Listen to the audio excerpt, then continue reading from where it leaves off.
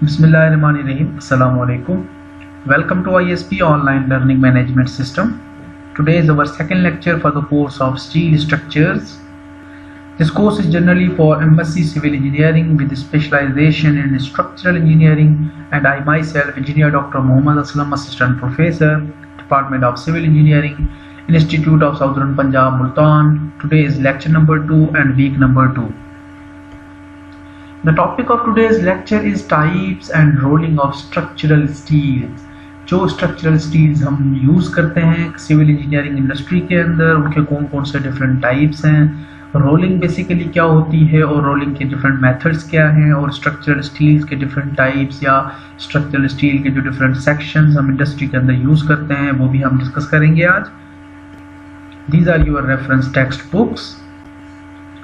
Summary of the previous lecture. हमने अपने पिछले क्लास में व्हाट इज स्टील, स्टील होता क्या है, आयरन से किस तरह से वो मैन्युफैक्चर होता है, उसके बाद हमने होली कुरान का हवाला देके जो है वो आयरन का डिस्कस किया. Then we discuss the steel making process basically, कि स्टील किस तरह से जनरेट होता है, मैन्युफैक्चर होता है सिविल इंजीनियरिंग फील्ड के लिए, हम किस तरह से स्टील को बनाते हैं इंडस्ट्री के अंदर, and what were the treatments and processes that are affecting basically the steel properties, वो किस तरह से ट्रीटमेंट है और प्रोसेस है कौन से जो अफेक्ट करते हैं. और उसके बाद हमने मैकेनिकल प्रॉपर्टी स्ट्रक्चरल स्टील्स के डिस्कस किए, and the advantages and disadvantages of structural steel भी हमने डिटेल में डिस्कस किया. Now in our today's lecture, first of all we will discuss about the types of structural steel. Types of structural steel कौन से हैं, उसके बाद हम रोलिंग पढ़ेंगे. रोलिंग बेसिकली क्या होती है, और रिक्रिस्टलाइजेशन टेम्परेचर क्या होता है, और ये किस तरह से अफेक्ट करता है मैकेनिक्स ऑफ स्टील को basically. Then we will discuss about the hot rolled and cold rolled steel sections, standard steel shapes, built up sections, modern structural steels, and उसके बाद जो है वो use of high strength steels in the field of civil engineering हम discuss करेंगे. Now types of structural steel. Steels basically are divided in 4 major categories depending on the carbon percentage, कि हमने discuss किया था अपनी लास्ट क्लास में कि carbon basically is affecting the ductile nature properties of the steel, कि हम carbon के परसेंटेज के हिसाब से जो है वो हम किस तरह से डिस्ट्रीब्यूट करते हैं. उसके लिए हमारे पास 4 मेजर कैटेगरीज हैं. Number 1 is the low carbon steel. उसके अंदर कार्बन का जो कंटेंट होता है वो 0.15 से कम होता है परसेंटेज में. उसके बाद माइल्ड कार्बन स्टील आता है जो 0.15% टू 0.29% हम कार्बन यूज़ करते हैं. उसके बाद जो है वो मीडियम आ गया. उसके बाद हाई कार्बन स्टील जिनके अंदर कार्बन का कंस्टिट्यूएंट जो है वो 0.6 से लेके 1.7% तक हम यूज़ करते हैं. Now the E value, modulus of elasticity for steel generally varies in the range of 185 gigapascal to 230 GPa, and average जो है वो हम कंसीडर कर रहे होते हैं 200 gigapascal. Unit weight of steel 77 kilonewton पर मीटर क्यूब, एंड उसके बाद यूनिट वेट ऑफ कंक्रीट हम जो यूज करते हैं 23 किलोन्यूटन पर मीटर क्यूब के हम यूज करते हैं. ये तो बेसिक बैकग्राउंड था ओवरऑल की स्ट्रक्चरल स्टील का, जो हमने लास्ट क्लास में समराइज किया, जो ओवरऑल जनरल एक ओवरव्यू लिया. ये उसके मजीद डिटेल्स वगैरह हैं. अब आगे चलते हैं कि what is rolling basically. Rolling क्या होती है. रोलिंग एक प्रोसेस होता है in which we plastically deform the metal. Plastically deform any type of metal. Metal हम ऑलरेडी डिस्कस कर रहा है, metallic properties on this material की. अब ये बेसिकली प्लास्टिकली डिफॉर्म कहने का क्या मकसद है. Plastically deform when material deform beyond the yielding point. For example, in our normal case, this is our elastic stress when true stress and strain curve के अंदर अगर हम बात करें तो ये हमारे पास एक इलास्टिक रेंज है मटेरियल की. जब मटेरियल यील्ड होता है बेसिकली तो ये अपर यील्डिंग पॉइंट कहलाता है और ये लोअर यील्डिंग पॉइंट कहलाता है. यील्डिंग होने के बाद स्टील दोबारा जो है वो अपनी एक स्ट्रेन हार्डनिंग दोबारा हम कहते हैं, या जो है वो स्ट्रेस दोबारा डेवलप होती है उसके अंदर, वो एक अल्टीमेट पॉइंट पे जाके फेल हो जाता है जिसको अल्टीमेट स्ट्रेसेस कहते हैं. अब हमारा जो बेसिकली प्लास्टिकली डिफॉर्म कहने का मकसद कि ये यील्डिंग पॉइंट जो ड्रॉप होती है upper two lower yielding point, इसको हम ड्रॉप ना होने दें और इसको हम मजीद इंक्रीज होने दें. प्लास्टिकली डिफॉर्म होने के बजाय जो है वो यील्डिंग पॉइंट जो है इसके आगे मजीद कंटिन्यू होता जाए, जैसे फॉर एग्जांपल इस केस के अंदर आपको नजर आ रहा है. तो इस केस को बेसिकली हम कंसीडर करते हैं as a plastically deform when material deform beyond the yielding point, के बियॉन्ड यील्डिंग पॉइंट मटेरियल आपका एक्सटेंड हो जाता है, जिसको हम प्लास्टिकली डिफॉर्म मटेरियल कंसीडर करते हैं. नाउ रोलिंग प्रोसेस बेसिकली क्या है. रोलिंग प्रोसेस जो है एक बेसिकली हम क्या करते हैं उसके अंदर कि स्टील के जो थिकर कोई मेंबर है स्टील का या थिकर स्टील की प्लेट है उसको हम रोल करते हैं या उसको हम पास करते हैं दो रोलर्स के दरमियान, उसको प्रेस करते हैं। That process basically is known as a जो है वो रोलिंग प्रोसेस। अब फॉर एग्जांपल ये एक थिकर प्लेट स्टील की नजर आ रही है, इसको हमने इन दो रोलर्स के दरमियान, और रोलर जो है वो रोटेट कर रहे हैं।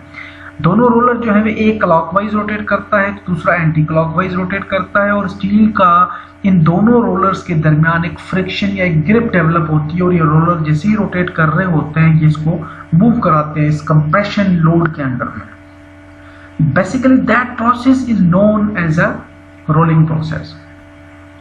अब जब स्टील को हमने रोल किया यहां से, तो ये थिकर डायमेंशन का जो स्टील था इसने प्रेस करके एक थिनर डायमेंशन के अंदर कन्वर्ट कर दिया। This basically process is known as a rolling process. अब hot rolling and cold rolling क्या होती है? हॉट रोलिंग प्रोसेस जो है वो बेसिकली अबव रिक्रिस्टलाइजेशन टेम्परेचर का हम कंसीडर करते हैं, और कोल्ड रोलिंग के अंदर बिलो रिक्रिस्टलाइजेशन टेम्परेचर की हम बात कर रहे होते हैं। अब ये रिक्रिस्टलाइजेशन क्या है इसको हम मजीद डिटेल में डिस्कस करते हैं।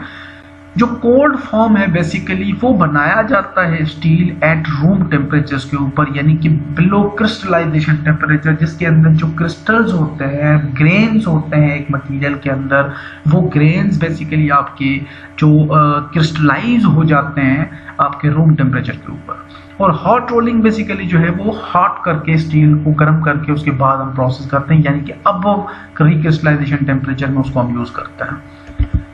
Now what is recrystallization temperature? यहाँ पे एक थियोरेटिकली बैकग्राउंड में आपको समझाने की कोशिश करता हूँ, फिर बेस्ड ऑन डायग्राम भी हम डिटेल में डिस्कस करते हैं। Now recrystallization temperature basically is not referred to as a definite temperature below which recrystallization will occur, but refers to an approximate temperature. ये एक ऐसी टेम्परेचर का मिनिमम पॉइंट है या एक अंदाजे में एक ऐसी अप्रोक्सीमेट टेम्परेचर पॉइंट है जिसके ऊपर जो है when a highly cold worked material completely recrystallizes, जिसके जो ग्रेन पार्टिकल्स हैं वो रिक्रिस्टलाइज हो जाते हैं ऑलमोस्ट अराउंड जो रिक्रिस्टलाइजेशन टेम्परेचर होता है वो 1 आवर होता है। तो इस केस के अंदर हम कंसीडर कर सकते हैं कि recrystallisation temperature for pure metallic bodies जो है वो ऑलमोस्ट 1 आवर रिक्वायर्ड है। When pure metal seems to have a low crystallization temperature as compared with impure metals and alloys, increasing annealing time decreasing the time of recrystallization temperature। कि recrystallization temperature एक ऐसी एक minimum या approximate temperature होता है जो कि body के अंदर मेटालिक सब्सटेंस के अंदर रिक्रिस्टलाइजेशन जनरेट करता है। उसके जो ग्रेन्स हैं वो ट्रांसफॉर्म हो जाते हैं, जो लार्जर ग्रेन्स हैं वो ट्रांसफॉर्म हो जाते हैं into smaller grains. The recrystallization temperature is far more sensitive to changes in temperature than to variation in time at constant temperature। जो एक sensitive है बेसिकली मटेरियल, जिस तरह के आपके मेटल्स हैं उनके लिए रिक्रिस्टलाइजेशन टेम्परेचर डिफरेंट है, आपके अगर अलॉयज हैं उनके लिए डिफरेंट है, अगर लीड और निकल की बात करें उनके लिए डिफरेंट है, जिंक के लिए डिफरेंट है। तो रिक्रिस्टलाइजेशन टेम्परेचर एक बेसिकली बेंचमार्क है। अगर उस टेम्परेचर से अब रीजन में हम बात करते हैं तो हमारे पास जो है वो एक और फिनोमेना बन जाता है जिसको हम हॉट रोलिंग कंसीडर कर रहे होते हैं, और कुछ जो है वो हम उसको as a cold region consider कर रहे होते हैं। Now the recrystallization is indicated by sharp drop in tensile strength। ये tensile strength के अंदर जो है वो recrystallization temperature जो है बेसिकली एक रोल प्ले कर रहा होता है, उसके अंदर significant drop अपीयर कराता है। For equal amounts of cold working, more strain hardening is introduced into initially fine grained metal that coarse grained metal। कि को मटेरियल्स के अंदर, मेटल्स के अंदर कोर्सर ग्रेन्स होते हैं और फाइनर ग्रेन्स होते हैं। अब ये किस तरह से हम ग्रेन्स या रिक्रिस्टलाइजेशन टेम्परेचर की हम बात करते हैं, ये आपको एक मजीद पूरे डिटेल इस डायग्राम के अंदर सारा मैकेनिज्म समझ में आ जाएगा।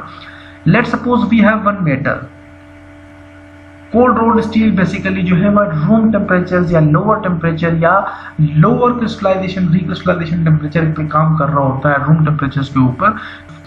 अब रिक्रिस्टलाइजेशन टेम्परेचर का पूरा मैकेनिज्म जो इस डायग्राम से समझने की कोशिश करते हैं। What let's suppose we have one metal here, उसके अंदर जो ग्रेन्स की डिस्ट्रीब्यूशन है वो कोर्सर ग्रेन्स डिस्ट्रीब्यूशन है और इनका सर्कुलर ग्रेन्स है फॉर एग्जांपल। तो जब इसको हमने रोल किया at room temperature, cold working process के अंदर एट रूम टेम्परेचर के अंदर हमने दो रोलर्स के दरमियान इसको प्रेस कराया, तो जो कोर्सर क्रिस्टलाइजेशन फॉर्म था वो एक फाइनर, मजीद जो है वो फाइनर क्रिस्टलाइजेशन फॉर्म के अंदर कन्वर्ट हो जाता है यहाँ पे।